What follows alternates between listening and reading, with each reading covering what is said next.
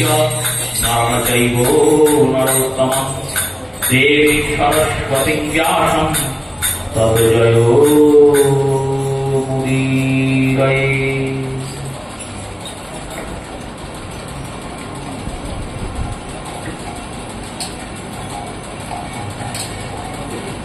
শ্রী শ্রী গৌর গোবিন্দ মকরন্দ মাধুর্য লীলালব্ধেষু সজ্জন বৈষ্ণববৃন্দ শ্রদ্ধেয়া মাতৃমণ্ডলীর চরণে প্রণাম পূর্বক অদ্যকাল শ্রী হরি কথা, শ্রী গোবিন্দের কথা, শ্রী গোবিন্দের প্রকাশ্য রূপ, শ্রী গোবিন্দের দ্বিতীয় স্বরূপ, কলি কলেশ নাশকারী, অপার সংসার পারগারী, ব্যাস রচিত সুখমুখ উদ্গারিত ভাগবত অমৃত আস্বাদনের যে অনুকম্পা শ্রী গোবিন্দ আমাদের করেছেন তার কথার সূচনা করছি। পূর্বদিন শ্রীমদ্ ভাগবতের দশম স্কন্ধের অষ্টম অধ্যায় অবধি আমরা কথাতে পৌঁছেছিলাম, যেখানে ভগবান শ্রীকৃষ্ণচন্দ্র তার মাখন চুরি লীলা প্রারম্ভ করেছেন। ভগবান এক এক দিন এক এক গোপীর ঘরে যান, আর এক এক গোপীর ঘরে গিয়ে এক এক দিন ননি চুরি করেন। গোপীগণের মধ্যে একজন গোপী ছিলেন, তার নাম প্রভাবতী। এই প্রভাবতী গোপীর ঘরে গোবিন্দ কোনদিন যান না।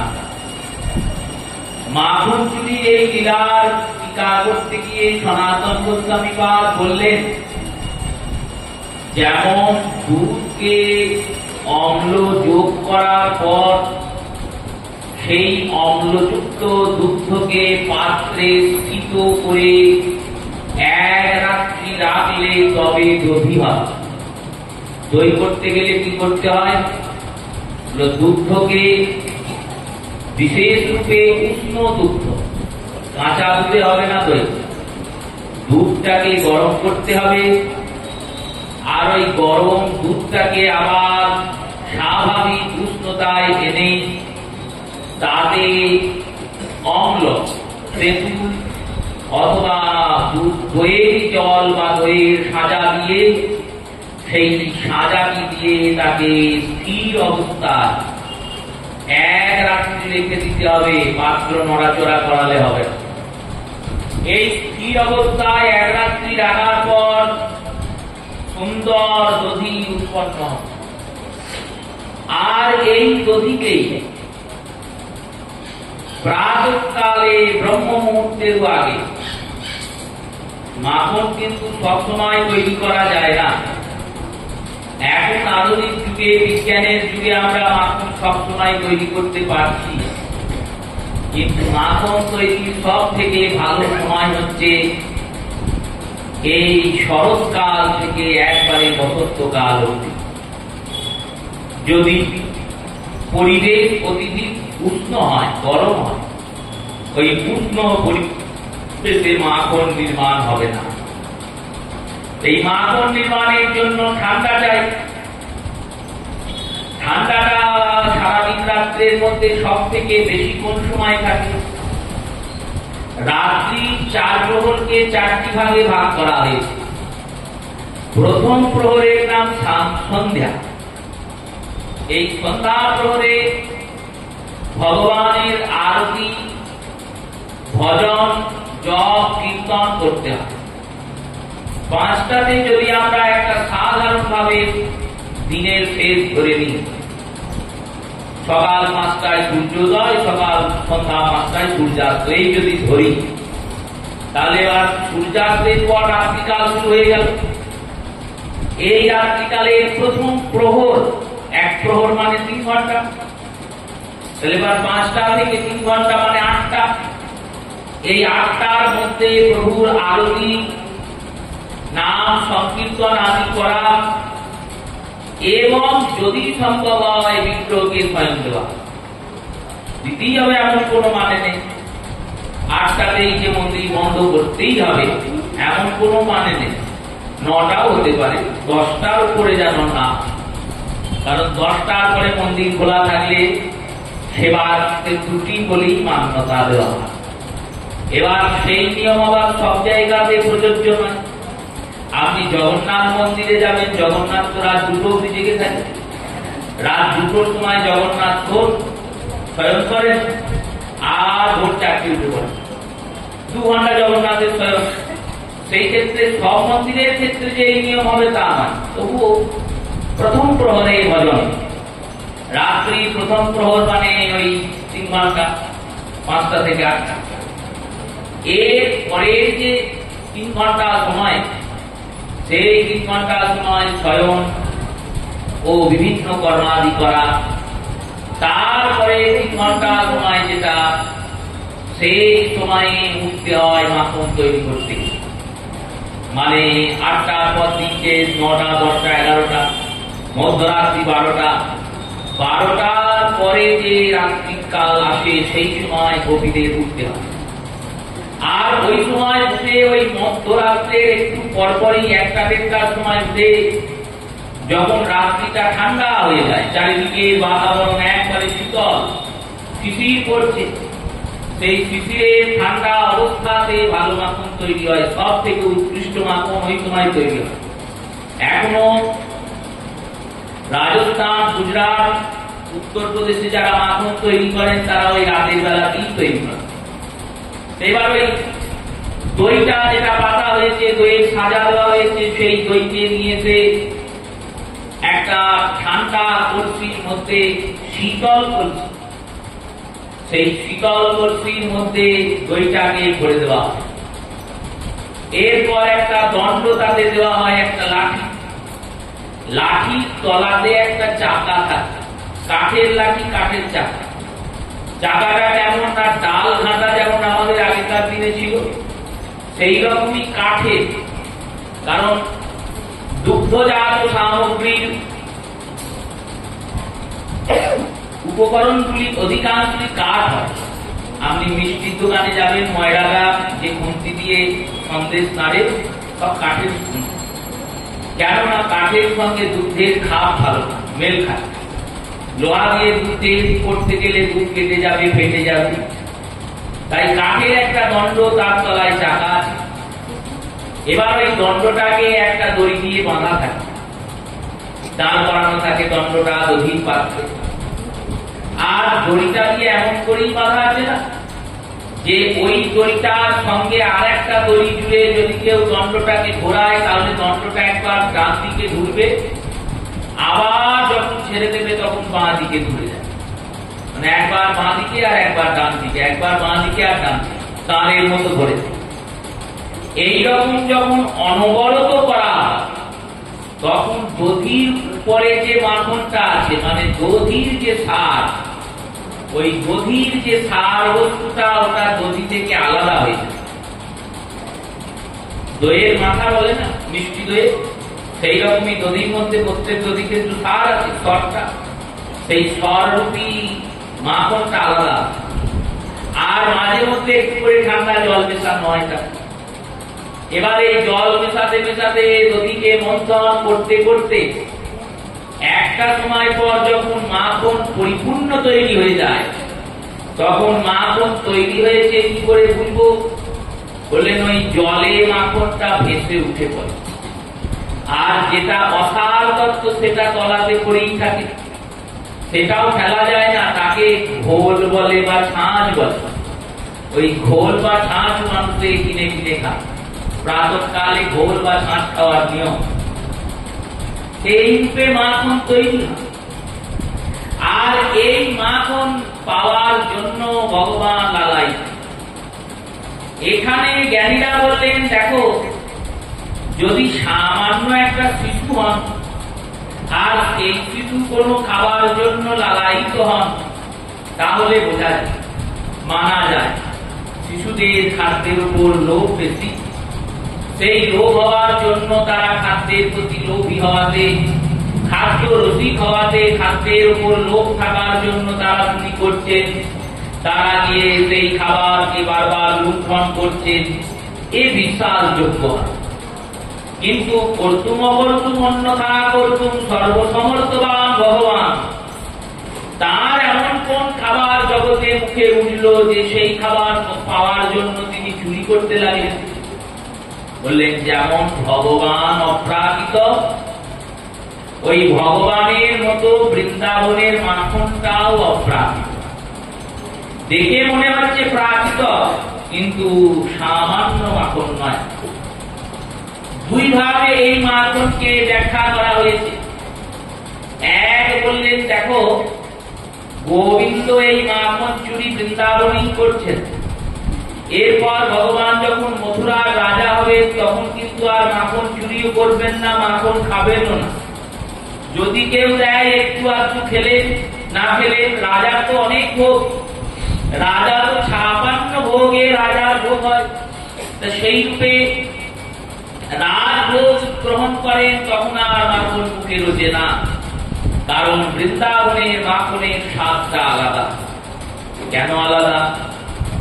বৃন্দাবনের ব্রজবাসীরা কৃষ্ণচন্দ্রের জন্যই মাখন তৈরি করেন।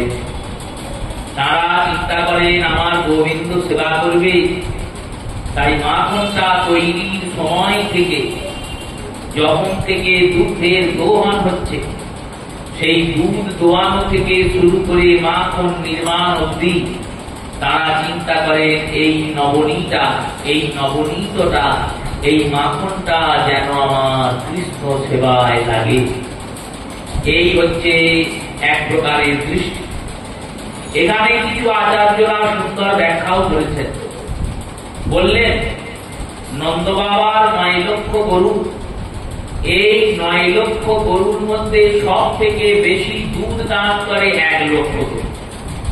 সেই 1 লক্ষ গরুর মধ্যে 100টা গরুকে, ওই 1 লক্ষ গরুর মধ্যে 100টা বাদ দাও, তাহলে 99,999 হবে।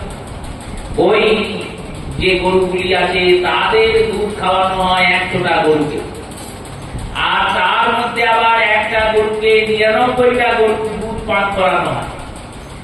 সেই সমস্ত গাভী দুধ পানকারী যে শ্রেষ্ঠ গরু, সেই শ্রেষ্ঠ গরুর দুধ দিয়ে গোপালের জন্য মাখন নন্দরাজ তৈরি করা। কেন করা? না ওই সমস্ত গাভীর দুধের মধ্যে যে বল আছে, সেই বলটা ওই গাভীর দুধে সঞ্চারিত হবে। সমস্ত গাভীর দুধের যে সৌন্দর্যতা, সেই সৌন্দর্যতাটা ওই দুধের মধ্যে সমপিত হবে। আর নন্দরাজের যে গাভীগণ আছেন তারা কিন্তু এই এখনকার গাভীর মতো নয়।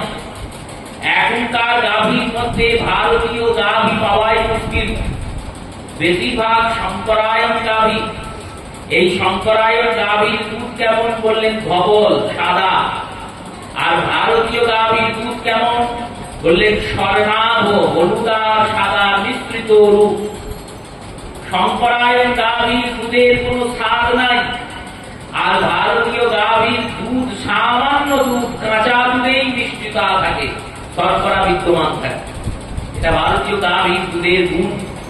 সেই রূপে শুদ্ধ ভারতীয় গাভী, সেই ভারতীয় গাভীর দুধ থেকে যখন গয়েলারা, যখন রাখাল বালকেরা গিয়ে দুগ্ধ দহন করেন, তখন চিন্তা করেন এই দুধের দ্বারা যে মাখন হবে, সেই মাখনের প্রথম ভাগ, অগ্রভাগ আমরা কৃষ্ণ সেবায় দেব। এই ভাব চিন্তা করতে করতে সেবা হয় বলে ভাবগ্রাহী জনার্দন তিনি এই মাখন গ্রহণ করেন। না হলে গোবিন্দের কোন দায়িকা দেবী যে সামান্য দুধের মাখন চুরি করে তিনি খাবেন। যিনি অনন্ত কোটি ব্রহ্মাণ্ডের নায়ক, তার এই মাখন চুরির প্রয়োজন হয়। তিনি ভক্তের ভাবের জন্য এটা করেন। ভক্তরা মনে মনে সাজিয়েছে তো ভগবানের একটা লীলা আছে, কৌতুক লীলা, দান লীলা। সেই দান লীলাতে রাধারানী পসরা সাজাচ্ছেন, পসরা সাজাচ্ছেন আর ভাবছেন এই পসরাটা যেন কৃষ্ণ সেবায় লাগে। এবার এই যে সাজিয়েছেন আর বলেছেন, অন্তর্যামী গোবিন্দ তো তখনই চিন্তা করেছেন যে এই পসরা অবশ্যই কৃষ্ণ সেবায় লাগে। আর এই সব চিন্তা করে রাধারানী পসরা নিয়ে হাঁটে যাচ্ছেন। গোবিন্দ মাঝ পথে আটকিয়েছেন দান গলিতে। আর এই দান গলিতে আটকিয়ে বললেন, আমাকে দান দিতে হবে। দান মানে এখানে ট্যাক্স, করকে দান বলছে। দান শব্দের অর্থ স্বর্ণ চাঁদি এগুলো না, ট্যাক্স দিতে হবে। আমি দানি রূপে নিযুক্ত হয়েছি। দানি মানে ট্যাক্স কালেক্টর, যিনি ট্যাক্সকে কালেক্ট করেন। কার ট্যাক্স কালেক্ট করবে? তুমি কংসের ট্যাক্স কালেক্ট করবে। কংস আজ থেকে একটা নতুন নিয়ম করেছে। গোপীরা বিশ্বাস করছে, কারণ কংসের তো কোনো মাথার ঠিক নেই। কংস যখন যা পারে নিয়ম করেছে। কংস আজ থেকে একটা নিয়ম করেছে যে বেশি গয়না করে বেরোনো যাবে না, যে যত গয়না করে বেরোবে তার তত কর লাগবে। সেইভাবে গোবিন্দের সঙ্গে রাধারানীর বাদ বিতণ্ডতা হয়েছে। এই বাদ বিতণ্ডতা যে হচ্ছে, রাধারানীকে গোবিন্দ বাদ বিতণ্ডতা করছেন, উদ্দেশ্যটা রাধারানী উদ্দেশ্য ভগবানের সেবা করা, ভগবানের উদ্দেশ্য শ্রীমতীকে আনন্দ দান করা, এছাড়া তো কোনো উদ্দেশ্য নেই। তারা কৃষ্ণ সেবার জন্যই বেরিয়েছে, অথচ কৃষ্ণকে বলছেন পথ ছেড়ে দাও, আমরা চলে যাই। কেন করছেন এরকম? তারা চাইছেন যাতে গোবিন্দ আনন্দ পায়, আর গোবিন্দ চাইছেন যাতে তারা আনন্দ পায়। তেমনি গোপীরা যখন ভাব চিন্তন করছেন যে এই নবনীর অগ্রভাগ যেন কৃষ্ণ সেবায় লাগে, তখনই গোবিন্দ অন্তর্যামী তিনি চিন্তা করছেন, বেশ আমি গিয়ে এই অগ্রভাগ গ্রহণ করে আসবো। তোমরা আমার কাছে নাই আসতে পারো, আমি গিয়ে তোমার কাছে খেয়ে আসবো। জগন্নাথ দেব নীলাচল মন্দিরে বসে আছেন। আর নীলাচল মন্দিরে বসে বসে 56 ভোগ সেবা চলছে জগন্নাথের। 8 প্রহরে 8 বার ভোগ, আর মাঝে মাঝে তো কত রকমের ভোগ চলছে। এইবার জগন্নাথ সকালবেলায় ঘুম থেকে উঠেছেন। এক ভক্ত দিয়েছেন জগন্নাথ দর্শন করতে, কর্মাবাই নামক ভক্তা, যিনি জগন্নাথ মন্দিরে ঝাড়ুদারের কাজ করেন, ঝাড় দেন মন্দির। সেই কর্মাবাই নামক ভক্তা ঝাড় দেন। তিনি গিয়ে দেখেছেন জগন্নাথকে সকালে পুরোহিতরা মঙ্গলারতিতে ঘুম থেকে তোলার পরে স্নান করান। সামান্য স্নান তো জগন্নাথের হয় না। যেমন দেবী দুর্গার মহাস্নান হয় সপ্তমীর দিন, অষ্টমীর দিন, নবমীর দিন, তেমনি জগন্নাথের প্রতিদিন মহাস্নান। দর্পণের মধ্যে জগন্নাথকে মহাস্নান করানো হয়। 1-1.5 ঘন্টা মন্ত্র উচ্চারণ করে শুধু জগন্নাথ স্নানই করে, জগন্নাথ বলদেব সুভদ্রা। এই স্নান করার পরে আবার নতুন বেশ হয়, শৃঙ্গার হয়। শৃঙ্গারের পর ধূপারতি হয়। ধূপারতির পরে জগন্নাথকে বাল্যভোগ নিবেদন করা হয়। এতে প্রায় 3 ঘন্টা সময় পার হয়েছে। কর্মাবাই ভাবছেন ওই ছোট্ট ছেলেটা ঘুমোচ্ছিল, এদের জাগাতে ওকে তুলে দিল সবাই মিলে নিয়ে মঙ্গল আরতি করতে। আর মঙ্গল আরতি করে তুলে দেওয়ার পর 3 ঘন্টা ধরে বেটাকে কিছুই খেতে দিচ্ছে না, শুধু চান করাচ্ছে, কাপড় চালাচ্ছে, শৃঙ্গার করছে, এইসব করছে। ওর কি খিদে পায় না? এই চিন্তা করে বাড়ি নিয়ে একটু চাল আর ডাল নিয়ে খিচুড়ি তৈরি করেছেন। আর খিচুড়ি তৈরি করে ভাবছেন এই খিচুড়িটা আমি ভোগ দেব। তৈরি করে নিয়ে গিয়েছেন মন্দিরে নিয়ে গিয়ে পান্ডাজিদের বলছেন এটা একটু ভোগ দিয়ে দেবে। পান্ডাজিরা বলছেন এসব ভোগ এখানে হয় না, আমাদের মন্দিরের রান্নাঘরে যা হবে সেটাই জগন্নাথ পাবেন, বাইরের বস্তু জগন্নাথ প্রসাদ পান, ভোগ লাগে না। দূর করে দাঁড়িয়ে দিয়েছেন। তিনি বাড়ি এসেছেন, আর বাড়ি এসে ভাবছেন জগন্নাথ তো জগতের না। জগতের যদি নাথ হয়, নাথ মানে স্বামী, পতি, প্রভু, জগতে যদি সবার মালিক তিনি হন, তাহলে তিনি কি আমার মালিক নন? তিনি তো আমারও মালিক। জগন্নাথ যদি সর্বত্র ব্যাপক পরমাত্মা, যে পরমাত্মা সব জায়গায় আছেন, তাহলে মন্দিরে তার ভোগ নাই হতে পারে। দেখুন এইখানেই ভক্তের সঙ্গে অভক্তের পার্থক্য। হয়তো কোনো ব্যক্তি যার নিষ্ঠা এখনো অতটা পরিপক্ক হয়নি, তিনি গোবিন্দ সেবার জন্য কোনো বস্তু নিয়ে গেছেন, আর যে পুরোহিতগণ আছেন, পূজকগণ আছেন, আচার্যগণ আছেন, হয়তো কোনো কারণে তার সঙ্গে খারাপ ব্যবহার করেছেন, আর তাকে বলেছেন এগুলো দেওয়া যাবে না, আমাদের মন্দিরের নিয়মে এগুলো চলে না। সেই ব্যক্তির যদি নিষ্ঠা কর্মাবাইয়ের মতো হয়, তার চিন্তা অন্যরকম হবে। আর আমার মতো মহাপাষণ্ডের চিন্তা কি হবে? এগুলো তোমাদের এত অহংকার, ভোগ দিলে না, আমি আর কাল থেকে ভোগই দেবো না, আমরা না দিলে দেখবো কেমন গোবিন্দ খেতে পারে। আরে আমরা দিই বলে কি প্রভু পান না, প্রভু দেন বলে আমরা পাই? কিরকম মূল চিন্তনের বিষয়। কর্মাবাই ভাবছেন মন্দিরের নিয়মাবলীতে হয়তো তারা ঠিকই করেছে, দোষ দিচ্ছেন না যে আমাকে দূর দূর করে দাঁড়িয়ে দিল, চিন্তা করছেন ঠিকই। মন্দিরের নিয়ম তো নিয়মই, মন্দিরের নিয়ম অনুযায়ী মন্দির চলবে। আর জগন্নাথ মন্দিরের নিয়ম তো সামান্য নিয়ম নয়। স্কন্দ পুরাণে পুরুষোত্তম খণ্ডে জগন্নাথ মন্দিরের নিয়ম স্বয়ং ভগবান নারায়ণ নির্ধারণ করেছে। আর নির্ধারণ করে বলেছেন একটা নিয়মও যদি কোনোদিন কোনো কারণে বন্ধ হয়ে যায়, তাহলে এক যুগ মন্দির বন্ধ থাকবে, মানে 12 বছর মন্দির খুলবে। এতটা কঠোর নিয়ম। এই কারণে প্রতিদিন ধ্বজা তোলা হয়, জল হোক, বৃষ্টি হোক, ঝড় হোক, ধ্বজা প্রতিদিন রক্ষিত হয়। যদি একদিন ধ্বজা না ওঠে তাহলে 12 বছর মন্দির বন্ধ হয়। প্রতিদিন প্রাতঃকালে মন্দিরের শিখর থেকে একবারে তলা অবধি সব ধোয়া হয়। প্রত্যেক দিন যেভাবে নিয়ম আছে সেই অনুযায়ী প্রভুর সেবা হয়। যদি কোনো কারণে সেবা করতে করতে ওই অত সেবক তো অত পান্ডা পুরোহিত, তারা তো সবাই নরদেহধারী। এই নরদেহধারী পান্ডা পুরোহিতের মধ্যে কোনো কারণে কোনো ব্যক্তি যদি সেবা করতে করতে মন্দিরেই মারা যায়, বাড়িতে মারা গেলে আলাদা কথা, তার অসল বাড়ির লোক পাচ্ছে, কিন্তু ওই 1000-2000 পান্ডা সেবা করছে জগন্নাথে, করতে করতে মরে যেতেই পারে, না হওয়ার কিছুই নেই। যদি কোনো কারণে মারা যায় তাহলে আবার সমস্ত ভোগ ফেলে দিয়ে নতুন করে ভোগ রান্না হয়, সেদিন সব উপচার প্রথম থেকে আবার দেওয়া। এইরকম নিয়মে, কঠোর নিয়মে জগন্নাথ মন্দির চলে। এইবার এই ভক্তা তিনি চিন্তা করেছেন ভগবান তিনি সর্বব্যাপক, আমি যদি এখানে রান্না করি তাহলে কি প্রভু আসবেন না? তাই খিচুড়ি রান্না করেছেন।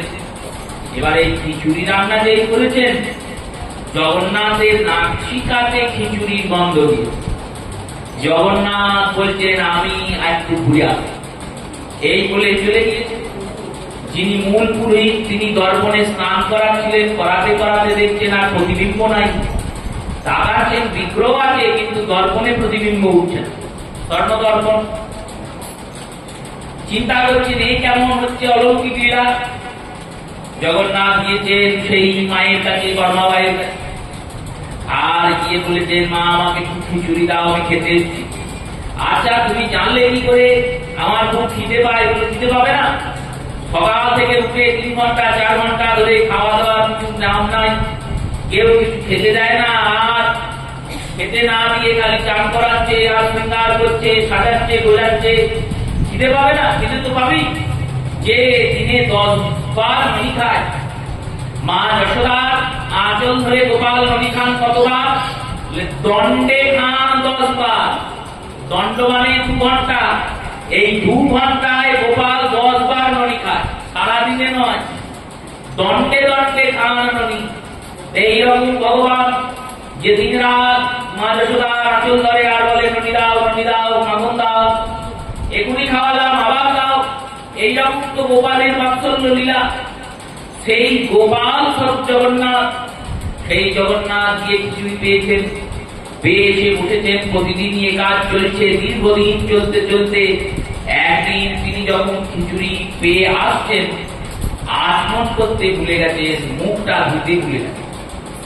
পুরোহিতরা যখন স্নানাদি করে বস্ত্রাদি পরিধান করাতে যাচ্ছে, তখন দেখছে মুখে খিচুড়ি লেগে আছে।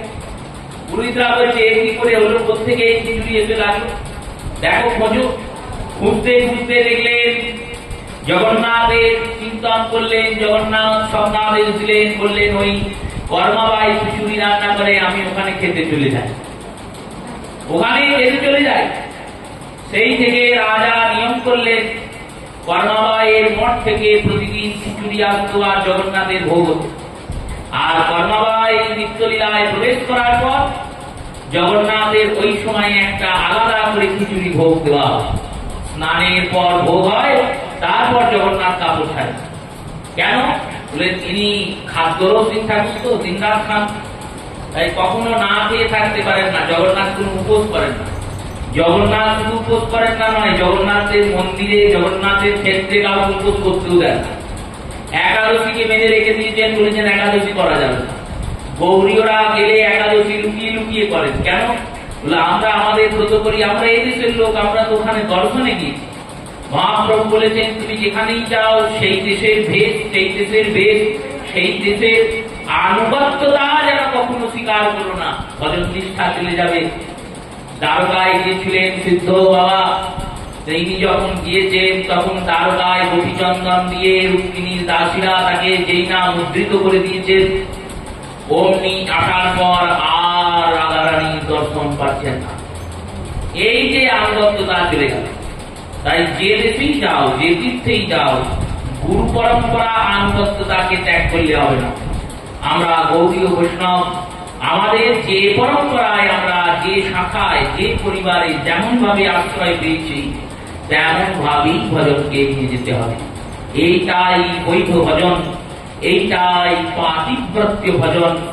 আর আজকে একরকম করলাম, কাল একরকম করলাম, এইরকম 10 জায়গায় যদি তুমি ভজন করো, তাকে ব্যভিচারী ভজন বলে।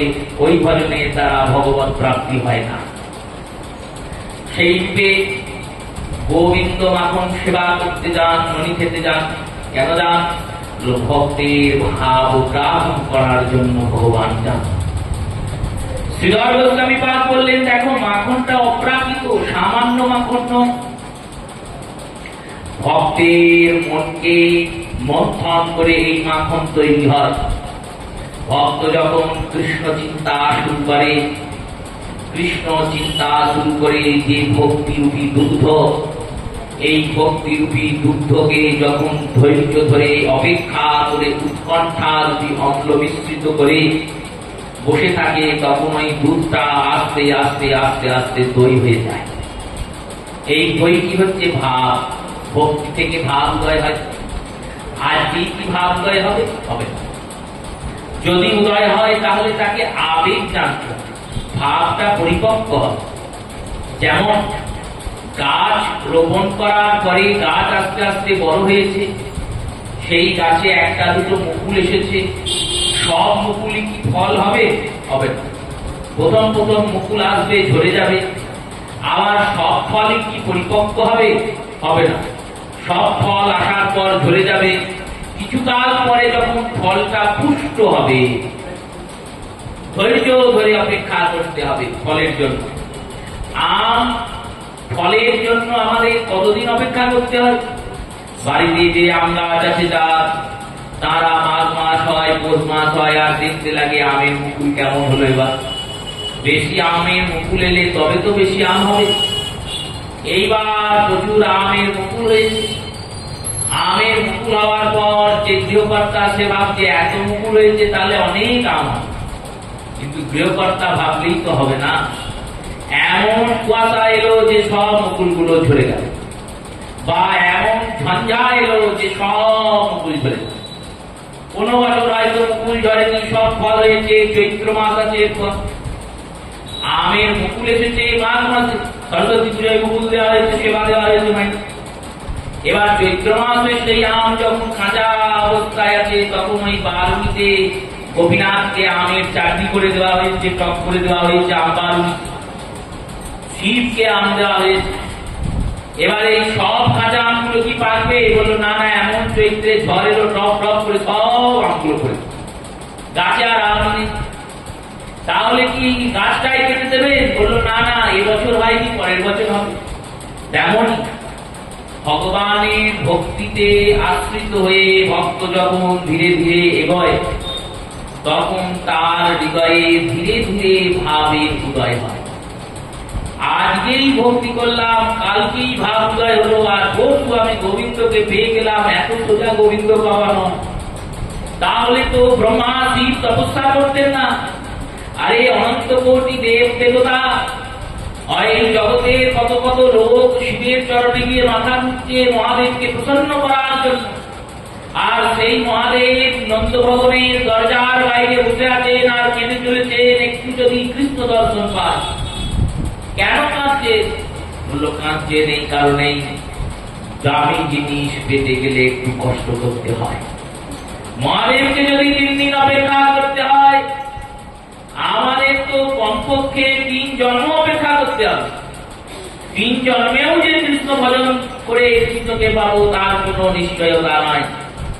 সেই রূপে ভজনের উৎকণ্ঠা যুক্ত অম্লকে দিয়ে ধৈর্য ধরে ভাবরূপী দধি জমিয়েছে কবিরা, আর ভাবরূপী দধিকে মনোপাত্রের মধ্যে রেখেছে। মনোপাত্রের মধ্যে রেখে শীতল বাতাবরণে স্থির পরিবেশে শান্ত অবস্থায় জ্ঞানরূপী দণ্ডকে রেখে ওই জ্ঞানদণ্ড দ্বারা দধির মধ্যে জ্ঞানদণ্ডকে স্থাপন করেছে, আর বৈরাগ্যরূপী রজ্জু দিয়ে খুব তারে তাকে টানছে। এইভাবে জ্ঞান আর বৈরাগ্যের মিশ্রণে ভাবের মধ্যে যে পরিমাণ জল ছিল, যেটুকু খাদ ছিল সেই খাদটা আলাদা হয়ে গেছে, আর ভাবটা আরো পরিপক্ক হয়ে প্রেম রূপী মাখন উৎপন্ন হয়েছে। এই প্রেমনবনী আস্বাদনের জন্য গোবিন্দ চুরি করে করে মাখন খান। গোপীদের যে প্রেম, শুদ্ধ প্রেম, সেই শুদ্ধ প্রেমটাই হচ্ছে মাখন। আর সেই শুদ্ধ প্রেম মাখনটাকে পাওয়ার জন্য ভগবান লালায়িত, ভগবান চুরি করে করে নিজে মাখন খান। সেই নড়িচড়া সবার বাড়িতে যান, প্রভাবতীর বাড়িতে গোবিন্দ কোনদিন যান না। কারণ প্রভাবতী ভগবানের সেবা তো করবেন, ভক্তদের সেবা করবো এই চিন্তা নাই। তিনি ভাবেন ভগবানের সেবা করলেই হবে, ভক্তদের সেবা করে কি হবে? ভক্তরা তো সব মানুষ, ভক্তদের সেবা করো মানে খরচা বেশি, গোবিন্দ সেবায় খরচা কম। তুই আবার কি হবে? তো দেখো, আমি গোবিন্দের জন্য 1 থালা ভোগ রান্না করলাম। এবার ভোগ রান্না করার পর তুলসী দল দিলাম। তুলসী দল দেওয়ার পর গোবিন্দের সামনে সেই ভোগটা দিলাম, নিবেদন করলাম, পর্দা দিলাম। নিবেদনের পরে সেটা প্রসাদ হয়ে গেল। গোবিন্দ তো একটু সেবা করলেন না, যেমন ভোগ দিয়েছি তেমন ভোগ পেলাম। আর ওইটা যদি কোনো সাধু গুরু বৈষ্ণবের সামনে দিই, থালাটাই পাবো, ভোগটা পাবো, তাহলে খরচা বেশি ভক্ত সেবা, ভক্তরা সব খেয়ে চলে যাবে।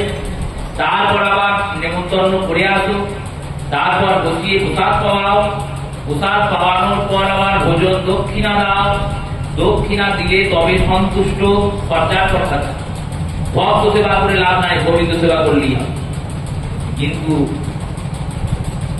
গোবিন্দ সেবা করে গোবিন্দকে তুষ্ট করা খুব কঠিন। ভগবানকে তুষ্ট হবেন না তা নয়, হবেন। যতটা ভক্ত সেবাতে তুষ্ট হন ততটা হবে না। যদি কোনো মায়ের প্রশংসা করে কেউ, মায়ের প্রশংসাতে মা আনন্দ পাবেন। কিন্তু মায়ের প্রশংসা না করে যদি তার সন্তানকে কেউ আদর করে, সন্তানকে কেউ ভালোবাসে, সন্তানের কেউ প্রশংসা করে, সন্তানকে কেউ সেবা করে, তাহলে মায়ের আনন্দটা আরো অনেক বেশি হয়। তেমনি ভগবানের সন্তান স্বরূপ এই ভক্তগণ, এই ভক্তগণের সেবা করলে ভগবান অতি সহজে প্রসন্নিত হয়ে যায়। গোপীরা যখন মাখন তৈরি করেন তখন ভাবেন কৃষ্ণ আর কৃষ্ণের সখারা এসে মাখন খাবে, তাই কৃষ্ণ প্রতিদিন তাদের ঘরে যান। আর প্রভাবতী যখন মাখন নির্মাণ করেন তখন 1 হাঁড়ি মাখন করেন আর বলেন যে এটা যেন কৃষ্ণই সেবা করে, কোন ভক্ত যেন না আসে। এবার ভক্ত না এলে কি গোবিন্দ আসবে? গোবিন্দের তো একটা দল আছে না, কতদিন আমরা শুনেছি একটা দল তৈরি করেছেন গোবিন্দ, নড়ি চুরি দল। এবার দলটাকে তো ডাকতে হবে, তবে তো ভগবান আসবে। যদি আপনি নিতাই চাঁদকে না ডাকেন, অদ্বৈতকে না ডাকেন, গদাধর শিবাসকে না ডাকেন, মহাপ্রভুকে একা ডাকে, মহাপ্রভু কি আসবেন? তার কি এসে ভালো লাগবে? ভালো লাগবে না তো। প্রভুকে ডাকতে গেলে সভাসদ গৌর সুন্দরকে ডাকে। বললো যদি সভাসদ নাও ডাকো তাহলে অন্তত নিতাইকে তো ডাকতেই হবে, কারণ নিতাই বিনা গৌর থাকতে পারেন না, গৌর বিনা নিতাই থাকতে পারেন না। দুইয়ের মধ্যে একজনাকে ডাকলে হবে, দুই জনাকেই ডাকতে হবে, বা একজনাকে ডাকলে একজনা এমনি আসবে। তেমনি ভগবানের ভক্তদের যদি সেবা করা যায় তাহলে ভগবান এমনিতেই আপনার কাছে চলে আসবে, কারণ তিনি ভক্তের অধীন, মম ভক্ত পরাধীনা। প্রভাবতী এইরকম মনোভাব হওয়ার জন্য গোবিন্দ কোনদিন প্রভাবতীর ঘরে যান না। প্রভাবতীতে গেলে তো ভারী বিপদ। সবাই বলে কালকে কৃষ্ণ আমার ঘরে ছিল, মাখন চুরি করে খেয়েছে। অমুক জন বলে আমার ঘরে ছিল, সবাই বলে আমি তো বলতেও পারি না। সবাই জিজ্ঞেস করে হ্যাঁ রে তোর ঘরে যায় না কেন, কি ব্যাপার? কিছুতেই আমার মাথায় ঢোকে না। আমি কত চেষ্টা করি, কেউ কোনদিন গোবিন্দ আমার ঘরে আসে না। প্রভাবতী সখীদের বললেন শোন, ওই ননিচোরকে আমরা ধরবো, তোরা যদি সবাই সাহায্য করিস তাহলে ধরবো। বেশ, তা সাহায্য কি করে করতে হবে? না কালকে কেউ ঘরে মাখন তৈরি করবি না, একমাত্র আমার ঘরেই মাখন থাকবে। তাহলে ওই ননিচোরা গোবিন্দ তিনি কি করবেন না, তিনি সবার ঘর ছেড়ে আমার ঘরে অবশ্যই আসবেন। এই বলে প্রভাবতী মাখন নির্মাণ করেছেন। মাখন নির্মাণ করে মাখনের হাঁড়িটাকে একটা উঁচু দড়িতে টানিয়ে, আর হাঁড়ির উপরে একটা থালা বসিয়ে দিয়েছেন, কানা উঁচু থালা। আর ওই কানা উঁচু থালার উপরে সমান সমান কিনারায় কিনারায় জল দিয়ে দিয়েছেন, আর হাঁড়ির গায়ে একটা ঘন্টা বেঁধে দিয়েছে। এত কিছু করছেন, ভগবানকে ধরবেন। আর হাঁড়ির তলাতে শ্বশুরকে শুয়ে দিয়েছেন। এই করে প্রভাবতী চলে এসছেন। অন্ধকার ঘরের মধ্যে ওই হাঁড়ি রাখা। গোবিন্দ যার ঘরেই যান দেখছেন গোপীরা দরজায় বসে আছে, কারোর ঘরে ঢোকার কোন উপায় না।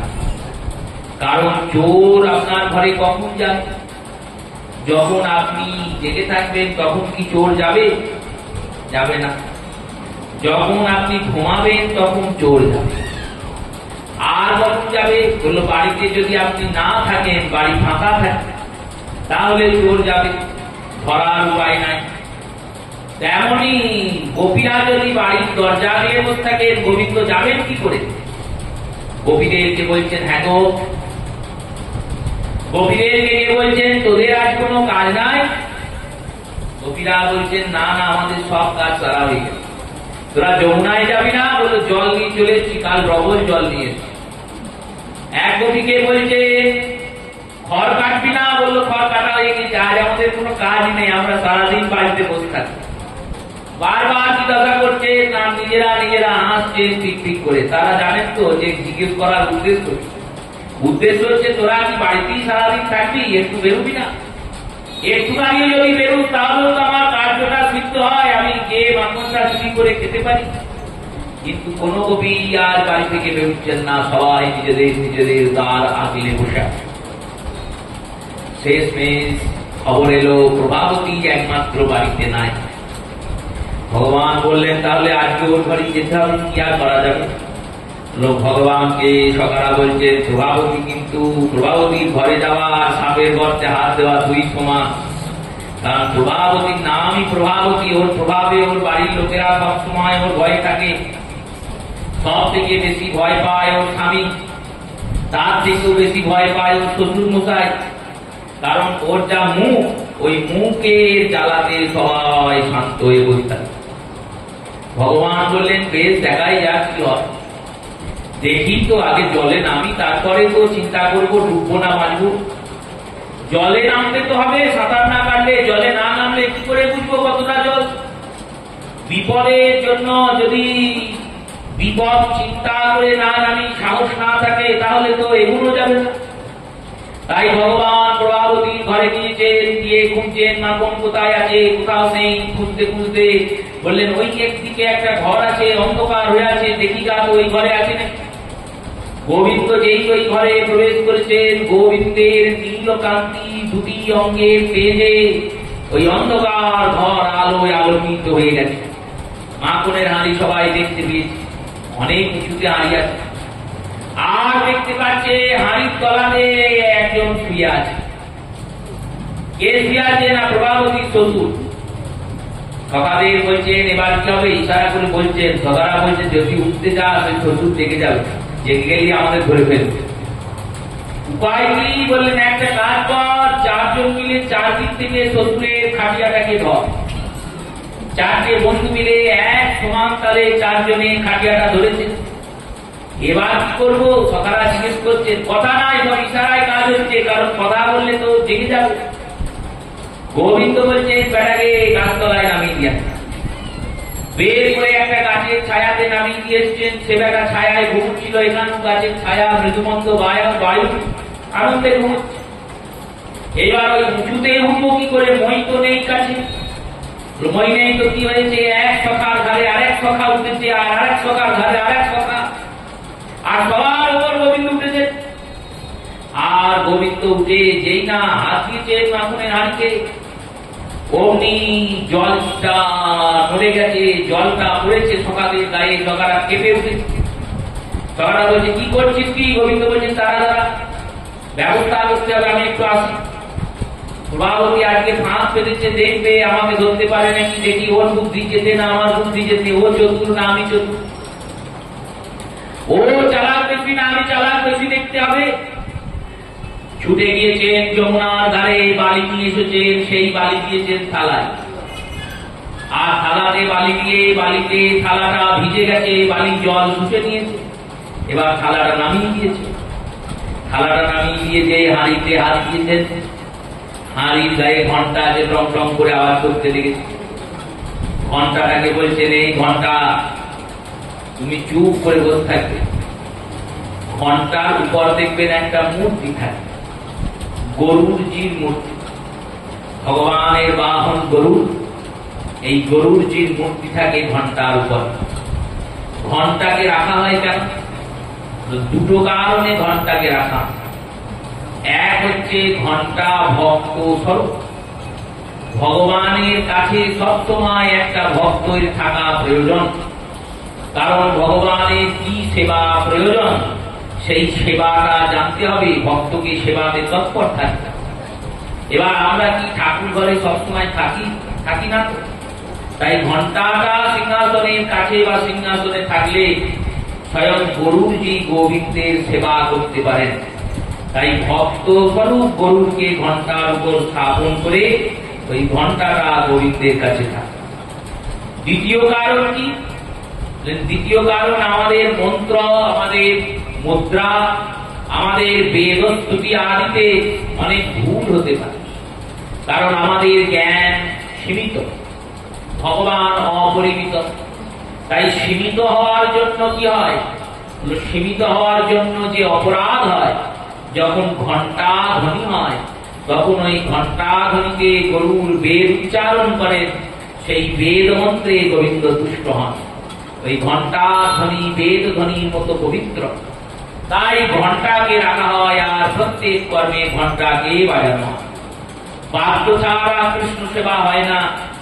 বাদ্যের প্রয়োজনীয়তা ঘন্টা নিবারণ করে। একটা বাদ্য যাই কৃষ্ণের সেবা করতে গেলে, বাজনা ছাড়া গোবিন্দের সেবা হয় না। এই বাজনা তো প্রতিদিন বাজানো সম্ভব নয়। খোল, করতাল, মৃদঙ্গ, ঝাঁঝ সবসময় কি বাজানো সম্ভব?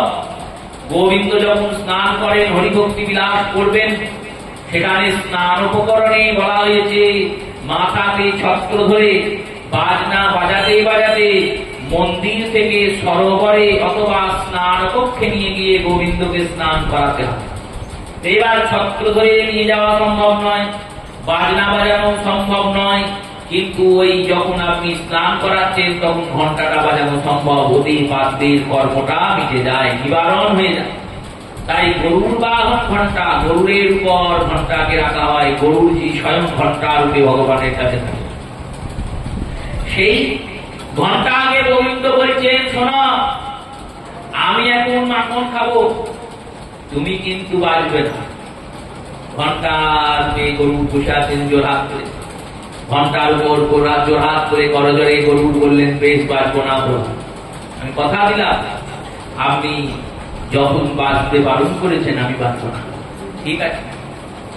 এবার ভগবান মাখনের হাঁড়িটা ধরেছেন, আর এক হাতে হাঁড়ির ভিতর হাত ধরেছেন, হাত ধরে মাখন তুলেছেন, ঘন্টা বাজেনি, হাত ধরেছেন মাখন তুলেছেন, ঘন্টা বাজেনি, হাতটা নিয়েছেন, ঘন্টা বাজেনি, মাখনের হাঁড়ি ছেড়ে দিয়েছেন, ঘন্টার সঙ্গে কোনো যোগই নাই। ঘন্টার সঙ্গে যোগ থাকলে তবে তো ঘন্টাটা বাজবে, মাখনের হাঁড়িটা তো ছেড়েই দিয়েছেন হাত থেকে, ঘন্টার সঙ্গে কোনো যোগ নাই। কিন্তু যেই না গোবিন্দ মাখনটা খেয়েছে, অমনি ঘন্টা ঢং ঢং ঢং ঢং ঢং ঢং করে বেজে গেছে। গোবিন্দ বললেন, কি হলো, তুমি কথা দিয়ে কথা রাখলে না? ঘন্টা বললেন, আমি কথা দিয়ে কথা রেখেছি। কি কথা দিয়ে কথা রাখলে? তোমাকে যে বলেছিলাম বাজবে না। বললেন, হ্যাঁ বলেছিলেন, আমি তো বাজি নাই। এই তো বাজলে উনি। বললেন, দেখুন, আপনার আজ্ঞাকে অনুশাসন বলা হয়, ভগবানের আজ্ঞা। এই ভগবানের অনুশাসনের উপরে একটা অনুশাসন আছে, ভগবানের আজ্ঞার উপরে একটা আজ্ঞা আছে। কোন আজ্ঞা? শাস্ত্র অনুশাসন, বেদানুশাসন। এই শাস্ত্র বা বেদ বলেছেন, যতবার গোবিন্দ ভোগ গ্রহণ করবেন ততবার ঘন্টাকে বাজতে হবে। আপনার আজ্ঞা না মানলেও চলবে, কিন্তু বেদকে অবজ্ঞা করা যাবে না, কারণ বেদ অবজ্ঞা করলে নাম অপরাধে পড়বে। তাই আপনি যেই ভোগ গ্রহণ করেছেন, মাখনটা খেয়েছেন, অমনি আমি বেঁধে গেছি। আমার কাজই তো তাই। গোবিন্দ যখন ভোগ পান, ভোগে বসেন, তখন একবার বাজি, যখন ভোগ থেকে ওঠানো হয় তখন একবার বাজি। তাই আমার কাজ, গোবিন্দ ভোগে বসেছেন, গোবিন্দ প্রসাদ পাচ্ছেন, ভোগ গ্রহণ করছেন, এটা জগৎকে জানিয়ে দেওয়া। আপনি স্বয়ং মাখন খাচ্ছেন, আমি জগৎকে জানিয়ে দিলাম। এবার ঘন্টা যেই বেজেছে, প্রভাবতী তো লুকিয়েছিল, আর প্রভাবতী ছুটে এসেছে, আর প্রভাবতীকে দেখে সব সকারা পালিয়ে। এক কথা বলছে, কৃষ্ণের কি হবে রে? কৃষ্ণ তো বিপদে পড়ে যাবে। বললো, সবার বিপদ উদ্ধার করে, ওর বিপদ ও নিজেই উদ্ধার করে। ও যদি সবাইকে বাঁচায়, নিজেকে কে বাঁচাবে? কৃষ্ণকে কে বাঁচাবে? হ্যাঁ, সবাইকে ও বাঁচায়, ওকে কে বাঁচাবে? বললো, ওকে ওই বাঁচাবে, ওকে বাঁচানোর ক্ষমতা আমাদের নাই। পালিয়ে চল, কারণ আপনি বাঁচলে বাপের নাম, যদি থাকিস তাহলে প্রভাবতী ধরে কিন্তু আজ খুব তারে মারবে। চলে এসেছেন সবাই। গোবিন্দের অবস্থা কিরকম? হলো, ছিপ ধরে গোবিন্দ ঝুলছে, ওই হাতে রশি দুটো ধরেছেন, কাঁধে চেপেছিলেন, সে তো পালিয়েছে, গাছে তুলে মই কেড়ে নিয়ে চলে গিয়ে। আর ছোট্ট গোবিন্দ, এখনো তো 3 বছর বয়স গোবিন্দের, 3 বছরের বাচ্চা, সে কি করছে? বললো, ওই কলসিটা ধরে ঝুলছে, ভাবছে যদি ছেড়ে দিয়ে নিচে পড়ে যাবো, সব করে লাগবে। আর যদি না জানি তাহলে প্রভাবতী এসে ধরবে, কি করা যায়? ভাবলেন, ছাড়া থেকে ধরে থাকি, দেখি না কি হয়। লীলাময় তো ভগবান। প্রভাবতী এসেছেন, কৃষ্ণকে কোলে করেছেন, কোলে করে নামিয়েছেন, নামিয়েই কৃষ্ণের হাতটা ধরেছে, হাতটা ধরে বলছেন, এইবার চলো, তোমাকে নিয়ে যাবো। বলো, কোথায়? তোমার মায়ের কাছে। বললো, সেখানে তো আমি এমনি থাকি, নিয়ে গিয়ে আর কি করবা? তুই নিয়ে গিয়ে আর কি করবি নতুন করে? ওখানে তো আমি থাকি। বললো, না না, তোমার মা চোরের মায়ের বড় বলা হয়, তোমার মাকে আমরা নালিশ করতে যাই, তোমার মা নালিশ শোনে না। বলে, না না, আমার ছেলে চুরি করে না, তোরা সব মিথ্যে কথা বলছিস, বানিয়ে বানিয়ে বলছিস। আজকে হাতে নাতে ধরা পড়েছ, আজকে তোমাকে নিয়ে যাবো। গোবিন্দ বলছেন, এরকম করিস না, এরকম করলে আমাকে মা বলবে না, তো সেই জন্যই তো নিয়ে যাবো। আর এই বলে যে মাখন গুলো ছিল, সেগুলো গোবিন্দের গালে লাগিয়ে দিচ্ছেন, মুখে লাগিয়ে দিচ্ছেন, ভালো করে গোবিন্দকে মাখন মাখাচ্ছেন, খাওয়াচ্ছেন। এই সব স্নেহ যত্ন করে প্রভাবতী নিয়ে যাচ্ছেন গোবিন্দকে টানতে টানতে। আর গোবিন্দ বারবার বলছেন, এ প্রভাবতী, এই শোন, ছেড়ে দে আমাকে, আমি তোকে তোর যা মাখন খেয়েছি তার থেকে বেশি এনে দিয়ে যাবো। বলে, তুই কোথায় রেখে দিয়ে যাবি? তুই পাবি কোথায়? বলে, আরে তোর ঘরে যেমন চুরি করে খেয়েছি আমি, আমার বাড়িতে চুরি করে রেখে দিয়ে যাবো? আমার ঘরে তো অভাব নাই। মা যশোদাকে না বলে চুরি করে এনে তোকে দিয়ে যাবো, তোর বাপন যেটা লোকসান করেছি লোকসান ছুটিয়ে দেবো, তাহলে তো হলো। না না, ওসব হবে না, তোর মায়ের কাছে আজ তোকে নিয়ে যেতেই হবে। এতটুকু ছেলে, কাউকে তুই আপনি আদেশ করিস না, তুমি আমিও বলিস না, যত গোপী আছে সবাইকে তুই তুই করে বলিস না। গোবিন্দ বলছেন আমি তুই তুই করে বলি কারণ তোদের শুনতে ভালো লাগে। ভক্তকে ভগবান নাম ধরে ডাকে, ভগবান তো সব থেকে বড়, আমি তো সব থেকে বড়, তাহলে তোদেরকে কি করে তুমি আমি বলি? 3 বছরের বালক তুই, আর তুই সব থেকে বড়? হ্যাঁ, আমার থেকে বড় কেউ নেই জগতে, আমার থেকে বড় কেউ নেই রে, তুই বুঝতে পারবি না। তুই তো আলা ভোলা গোয়ালিনি, পড়াশোনা তো বেশি দূর করিসনি, আর হ্যাঁ তুই তো বিদ্যাসাগর। এইসব চলছে ভগবানের সঙ্গে। ভগবানকে টানতে টানতে নিয়ে চললে ভগবান বলছেন ছাড় ছাড়, কিছুতেই ছাড় না। যাওয়ার দুটো রাস্তা আছে, একটা আনন্দ ভবনের যাওয়ার, আনন্দ ভবনের দিকে যাওয়ার দুটো রাস্তা, একটা গ্রামের ভিতর দিকে, একটা গ্রামের বাইরে দিকে। বাইরে দিয়ে গেলে তাড়াতাড়ি পৌঁছাবে, আর ভিতর দিয়ে গেলে দেরি হবে। প্রভাবতী ভাবছে দেরি হোক, কিন্তু লোককে দেখাবো যে দেখো চোর ধরেছি, কেউ ধরতে পারো না আজ অব্দি। আজ অব্দি এই ননিচোরাকে কেউ ধরতে পারোনি, আমি ধরেছি, তাই আমি ধরেছি, একটা বিশাল কাজ করেছি, বিরাট মহান কাজ। সবাইকে দেখাতে দেখাতে নিয়ে যেতে হবে। নিয়ে যাচ্ছেন টানতে টানতে। ভগবান বলছেন ওই রাস্তাটা দিয়ে গেলে ভালো হতো না, তাড়াতাড়ি পৌঁছাতে। প্রভাবতী বলছে না না, ওখানে তো লোক নেই, সবাইকে দেখাই যে কেমন তুমি ধরা পড়েছ চুরি করতেছে। সবাই বলে কৃষ্ণ খুব ভালো, আজ তোমার স্বরূপ সবাই জানতে পারে। এই বলে গোবিন্দকে নিয়ে যাচ্ছেন টানতে টানতে। প্রভাবতীর শ্বশুর মশাইয়ের বন্ধুরা বসেছিলেন একটা গাছের তলায়। এবার প্রভাবতী ভাবছে এনারা তো বয়োজ্যেষ্ঠ, এনাদের সামনে যদি ঘোমটা না দিই এরা গিয়ে আবার বাড়িতে 2-4 কথা শোনাবে, তাই ঘোমটা দিয়েছেন। আর ব্রজের ঘোমটা তো এখানকার মতো নয়, ব্রজের ঘোমটা দিয়ে যদি কোনো ব্রজবাসী বেরোয় তার মুখ দেখা যাবে না, অথচ তিনি হাঁটবেন, চলবেন, ফিরবেন, ঘুরবেন।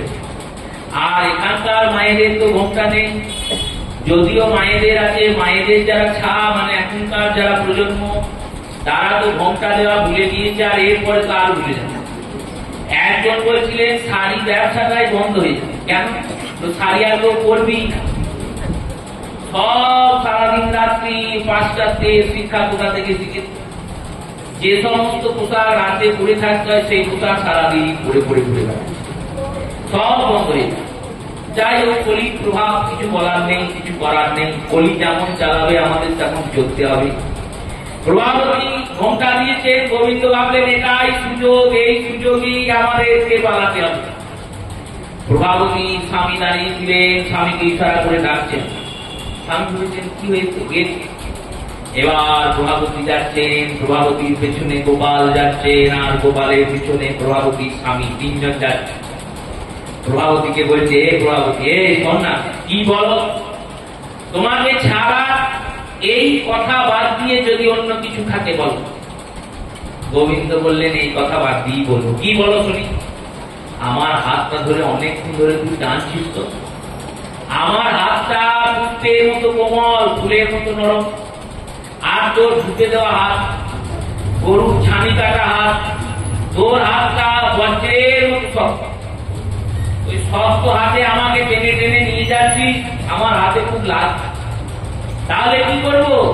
কাজ কর, আমার এই হাতটা ছাড়, আমি আর একটা হাত দিচ্ছি। এই মা হাতটা ছাড়, তুই ডান হাতটা ধর, আমি ডান হাতটা দিই। গোবিন্দের কথা শুনে প্রভাবতী ভাবছেন সত্যি আমার হাত তো সত্যি রুক্ষ, আর ভগবানের অঙ্গ সত্যি কোমল, আর ও তো চাইছে না যে পালিয়ে যাব, ও বলছে আমার হাতটা পাল্টাপাল্টি করে দে, মা হাতটা ছাড়, ডান হাতটা ধর, বা ডান হাতটা ছাড়, মা হাতটা ধর। এটা করা যেতেই পারে। পিছনে হাতটা কৃষ্ণের ছেড়ে দিয়েছে, আর যেই গোবিন্দের হাত ছেড়ে দিয়েছেন, গোবিন্দ অগ্নি ওর স্বামীর ডান হাতটা প্রভাবতীর হারে ধরে আর হাতে ধরিয়ে দিয়ে পালিয়ে দিয়েছেন। এবার স্বামী বলছে ওগো তুমি এরকম করছো কেন? এরকম করে আমায় টানতে টানতে নিয়ে চললে, কোথায় নিচ্ছ? প্রভাবতী বলছে আমার স্বামীর গলা নকল করা হচ্ছে, বাঁচার জন্য এই কাজ করছো তুমি এখন? এতক্ষণ তো যা করছিলে এবার আমার স্বামীর গলা নকল করছো। শোনো বাবু, যে গলায় নকল করো মুক্তি কিন্তু তোমার না। টানতে টানতে নন্দ ভবনে নিয়ে গিয়েছেন, চিৎকার করে করে ডাকছেন, ও নন্দরানী, ও যশোদে, কোথায় আছো? বেরিয়ে এসো, বেরিয়ে এসো। যশোদা বেরিয়ে এসছে। কি ব্যাপার রে, আমি চিৎকার করছিস কেন? তুমি তো খুব বলো তোমার গোপাল কোথাও মাখন চুরি করে খায় না। নিজের ছেলেকে জন্ম দিয়েছো, যখন খেতেই দিতে পারবে না তখন জন্ম দিয়েছিলে কেন? আরে তোমার ঘরের মাখন গুলো এত টক, সে খায় না, দিয়ে লোকের ঘরে গিয়ে চুরি করে করে খায়। এই দেখো তোমার ছেলেকে টানতে টানতে নিয়েছে। যশোদা বলছেন, দেখ তোরা মিথ্যার পর মিথ্যা বলে যাস। আমার গোপাল চুরি করে নাই। চুরি যদি করত তাহলে সে আমাকে এসে বলত, কারণ গোপালের মনে কোনো গরলতা নাই, অতি সরল। একটা বাছুর কষ্ট পাচ্ছিল দেখে গোপাল বাছুরটাকে খুলে দিয়েছে, যে বাছুরটাকে গরুর দুধ খাবে। এত সরল আমার ছেলে, আর তুই তার নামে বদনাম করছিস। আরে আমার ছেলেটার তো এমনি বিপদ লেগে আছে, তারপরে এই বদনাম করে তোরা পাস কি? তোদের কি ভালো লাগে চোর চোর বলতে? রাজার ছেলে কেন চুরি করতে যাবে? তার কি ঘরে কোনো অভাব আছে? প্রভাবতী বলছেন, ওসব জানি না, আমি ধরে এনেছি, দেখো হাতে নাতে ধরা পড়েছে তোমার ছেলে। যশোদা বলছেন, তুই কি করে ধরে আনবি? গোপাল তো এখন আমার ঘরে বসে মাখন খাচ্ছে, তাহলে তুই ধরে আনবি কি করে? আবার তুমিও মিথ্যা কথা বলছো। তোমার ছেলে তো চোর, চোরকে বাঁচানোর জন্য তুমি মিথ্যা বলছো। যশোদা বলছেন, মিথ্যা বলবো কেন? না বলছো না আমার ছেলে ঘরে আছে? কই ঘরে আছে? ডাকো দেখি, ডাকো। মা যশোদা দেখেছেন গোপালকে। গোপাল বেরিয়ে আয় তো বাপ। গোবিন্দ একটা বাটিতে মাখন নিয়ে খেতে খেতে বেরিয়েছে, দাঁড়িয়েছেন দরজায়। আর দরজায় দাঁড়িয়ে দাঁড়িয়ে হাসছেন আর বলছেন, কি রে প্রভাবতী, কি ব্যাপার? আজকে সকাল থেকে আমার বাড়ির চিজগুলো গাছগুলোকে তাড়িয়ে দিলি, তোর চিৎকারে আমার বাড়িতে কেউ বসতে পারছে না। এত সুন্দর শান্ত বাড়ি, সেই বাড়িটাকে চিৎকার করে মাথায় তুলেছিস, হয়েছেটা কি? প্রভাবতী ভাবছে, কি করে হয়? আমি তাহলে হাত ধরে টেনে টানে নিয়ে এলাম। এই বলে যে টানেছেন, অমনি দেখছে তার স্বামী।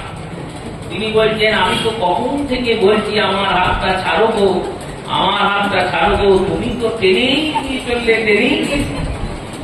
এইরকম ভগবানের ননিচুরির লীলা, এই লীলা তিনি বর্ণনা করেছেন সুখদেব। এরপর ব্রহ্মাণ্ড দর্শন লেখা, কিন্তু আজকে ননিচুরি লীলায় অনেকখানি সময় চলে গেল। আজ একটি বিশেষ দিন, বহুলা অষ্টমী। কার্তিক মাসের দুটি অষ্টমী, প্রত্যেক মাসেই দুটি অষ্টমী থাকে, কৃষ্ণপক্ষ অষ্টমী আর শুক্লপক্ষ অষ্টমী।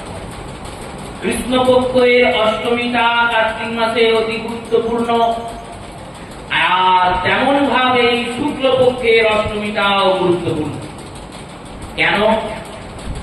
কার্তিক মাসে কৃষ্ণপক্ষীয় অষ্টমীর দিনে শ্রী দাস গদাধর তিনি তিরোভূত হয়েছিলেন।